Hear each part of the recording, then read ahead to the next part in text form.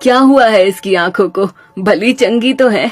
लगता है तुझे अचानक से ये सब देखकर सदमा लग गया है। वैसे भी अभी महीना भर बाकी था बहू की डिलीवरी में, लेकिन देखो सब ऊपर वाले की माया है। चल तू कुछ देर आराम कर ले।